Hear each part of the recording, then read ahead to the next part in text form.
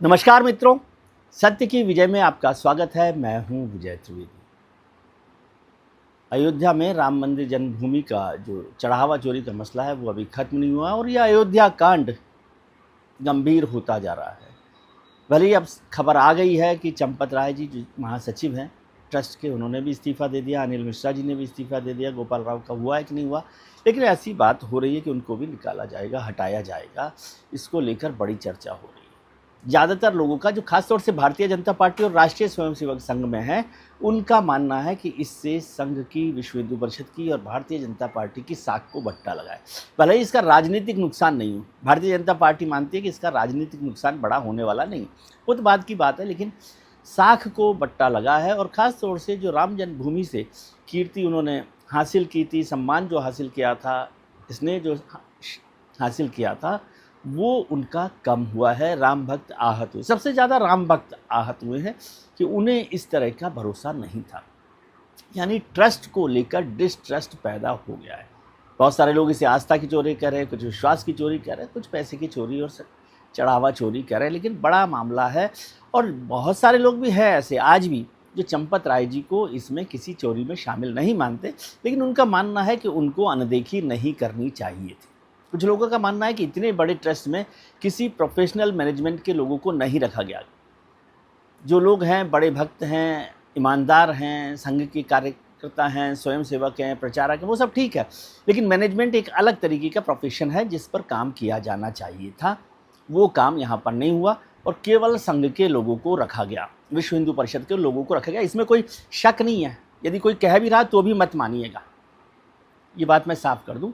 और ये भी एक बड़ी वजह है कि क्यों ऐसा माना गया। भले ही बहुत सारे लोग कहते हैं कि ये पूरा मंदिर आंदोलन राम स्वयंसेवकों का था, राष्ट्रीय स्वयंसेवक संघ का था, विश्व हिंदू परिषद का था, लेकिन उसमें करोड़ों करोड़ लोग जो हिंदू हैं वो भी शामिल थे, और वो करोड़ों के करोड़ों लोग राष्ट्रीय स्वयंसेवक संघ के स्वयंसेवक नहीं हैं। लेकिन केंद्र सरकार ने बनाया सुप्रीम कोर्ट के आदेश पर, और केंद्र सरकार ने कहा, और स्वयं आरएसएस ने जिन लोगों के नाम दिए उन लोगों को उसमें शामिल कर लिया गया। और अब जब ये मुद्दा आ गया, इतना बड़ा हो गया, अब इस पर मैं नहीं जा रहा कि जो एससीटी बनी है उसके तरफ से पुलिस रिमांड क्यों नहीं लिया गया, पुलिस ने पुलिस रिमांड क्यों नहीं लिया, ये वीकेंड जेल पर क्यों भेज दिया गया, उन्हें जुडिशियल कस्टडी पर क्यों भेज दिया गया, क्यों उनसे पूछताछ की जल्दी पुलिस ने नहीं दिखाई, और क्यों इतना टाइम लगा चंपत राय के इस्तीफे को लेकर, अनिल मिश्रा के इस्तीफे को लेकर। संघ में कहा जाता है कि संघ ये अपेक्षा करता है, आदेश नहीं देता, लेकिन किसी संगठन की व्यवस्था को देखें और स्वयं राष्ट्रीय स्वयंसेवक संघ को देखें तो वहाँ अपेक्षा ही आदेश होता है। तो क्यों अड़े रहे चंपत राय?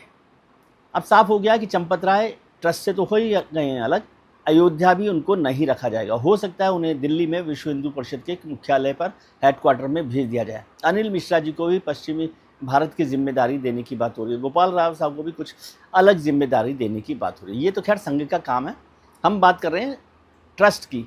तो क्या ट्रस्ट को लेकर कोई बात होती है? एक और सवाल मेरे मित्र ने किया कि जब राम मंदिर का निर्माण का भूमि पूजन हुआ और जब प्राण प्रतिष्ठा हुई, तब दोनों जगहों पर, दोनों मौक़ों पर केवल दो लोग थे मुख्य लोग, प्रधानमंत्री नरेंद्र मोदी और राष्ट्रीय स्वयंसेवक संघ के प्रमुख डॉक्टर मोहन भागवत। लेकिन दोनों में से किसी ने भी कोई बात इस पर नहीं बोली है, कोई टिप्पणी नहीं की है। दोनों की चुप्पी वहाँ पर दिखाई दे रही। ये भी गंभीर सवाल बहुत सारे लोग कर रहे हैं। हालांकि मैं ये मानता हूँ कि वो उनकी चुप्पी है कि नहीं है, लेकिन उनके आदेश के बिना ये फैसला नहीं होता। जो चंपत राय जी की विदाई हुई है, अनिल मिश्रा जी की विदाई हुई है। नृपेंद्र मिश्रा जी जो प्रधानमंत्री जी के सबसे विश्वस्त माने जाते हैं, वो निर्माण समिति के अध्यक्ष रहे, वो बीच में आए भी अयोध्या और उन्होंने मामले को सुलझाने की, दबाने की, साफ करने की कोशिश की। और अब चर्चा हो रही है कि नृपेंद्र मिश्रा जी को सीईओ के तौर पर ट्रस्ट की जिम्मेदारी दे दी जाए। नृपेंद्र मिश्रा जी का लंबा प्रशासनिक अनुभव है, बड़ा प्रशासनिक अनुभव है, विश्वस्त भी है, सरकार के विश्वस्त भी माने जाते हैं, इसमें भी कोई शक नहीं है। तो क्या उनको दी जाएगी जिम्मेदारी? लेकिन बड़ा मसला है, जो ट्रस्ट में डिस्ट्रस्ट हुआ है, तो क्यों ना इस ट्रस्ट को भंग कर दिया जाए और फिर पूरी तरीके से नया ट्रस्ट बनाया जाए, नए सदस्यों को शामिल किया जाए। और ज़्यादातर लोगों की राय ये है कि उस ट्रस्ट में कुछ और लोगों को भी, जो हिंदू धर्म से जुड़े हुए लोग हैं, जो शंकराचार्य हैं या और व्यवस्थाओं के लोग हैं, अखाड़े के लोग हैं, उनको भी शामिल किया जाना चाहिए, ताकि उसमें एक सब लोगों का जो हिस्सेदारी है वो बन सके और केवल ये संघ का ट्रस्ट बनकर ना रह जाए। अब ये तो सरकार को तय करना है या जो लोग बैठे हुए हैं उनको तय करना है कि कैसा होगा कैसा नहीं होगा, लेकिन संघ के पुनर्गठन की ज़रूरत है। 2 लोगों ने इस्तीफ़ा दे दिया है, 2 लोग पहले से नहीं हैं, तो 4 लोग तो उसमें से कम वैसे ही हो गए हैं। तो इसका पूरा का पूरा संगठन कैसे बनाया जाए, इस पर भी विवाद हो रहा है कि जो महासचिव का पद है क्या वो नृपेंद्र मिश्रा जी को सौंपा जा सकता है, लेकिन संघ की राय है कि वहाँ पर संघ का ही पूर्णकालिक सदस्य महासचिव की जिम्मेदारी संभाले। तो हो सकता है कि संघ से कोई नया नाम पूर्णकालिक महासचिव के लिए मिले और नृपेंद्र मिश्रा जी जैसे या किसी और बड़े अफसर को सीईओ बनाया जाए। लेकिन सीईओ की एंट्री अब करीब करीब तय हो गई है, जिसको लेकर भी कई राम भक्त नाराज़ हैं कि सारी चीज़ें अफसरों को दी जा रही है। कुछ लोगों ने ये भी सवाल किया कि उसमें तो 4-4 एक्स ऑफिशियो पहले ही हैं, पदाधिकारी वहाँ पर हैं, एडिशनल सेक्रेटरी होम हैं, अयोध्या के ज़िलाधीश हैं, तो ऐसे बहुत सारे लोग हैं, तो केवल उससे काम नहीं चलेगा। इसको ठीक करना पड़ेगा, दुरुस्त करना पड़ेगा और जो करोड़ों करोड़ देश और दुनिया भर में राम भक्त हैं उनको जो आहत हुए हैं, भावनाएं आहत हुए हैं, उस पर भी काम होना चाहिए और पूरी तरह से ये मामला साफ होकर आना चाहिए। बहुत सारे लोग कह रहे हैं कि ये मामला केवल जो 80 लाख रुपए 79 लाख रुपए मिले उतना नहीं है, कई सौ करोड़ की चोरी का मामला है, कई सौ करोड़ की चोरी का मामला है।